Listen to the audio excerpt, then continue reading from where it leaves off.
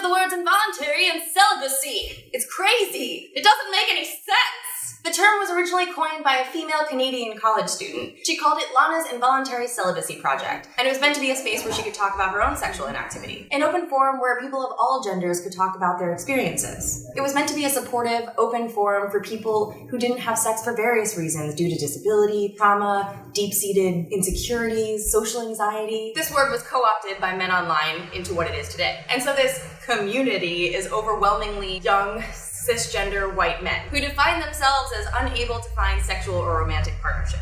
They think by being white and male, they're entitled to sex. Let's talk about some incel lingo. First, we have the Chads. They're the alphas. They get all the ideal women, and the ideal women are the Stacys. Stacys want the Chads because, well, they're the genetically beautiful men. And then we have the Beckys. The Beckys are the average women. They also want the Chads, not the incels. The incels are the betas, and the betas are starting their revolution. I can't get through it. A beta revolution. Sure, let's laugh at murderous men. God, I'm gonna die. So incels are the betas, and the betas are clearly having their own revolution against the Chads.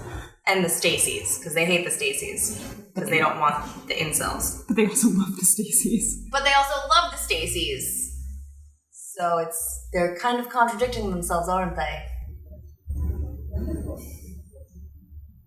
A wizard, that high status, comes when you turn 30 years old and you are still a virgin. If they stayed within the confines of online chat rooms, it wouldn't be such a big deal, but they have started targeting women online. George Savini, Elliot Rodger, Chris Harper Mercer, William Atchison, Nicholas Cruz, and Alex Mazian. Women have been talking about how dangerous this is for so long. How online abuse that female thinkers get does translate into real live action. This is not the alpha eats first and the beta gets the scraps. It's not about your level of attractiveness. Learn the guitar. Brush your fucking teeth.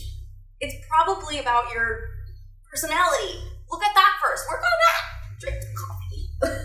Women don't owe you anything. At one point, I looked on a forum, and apparently there's a large section of this group that thinks that after 30, when you become a wizard, that you should go to something kind of designed as a prison where you get free morphine, free sex workers, and just a space to live, in your own community of misogynists. Yeah,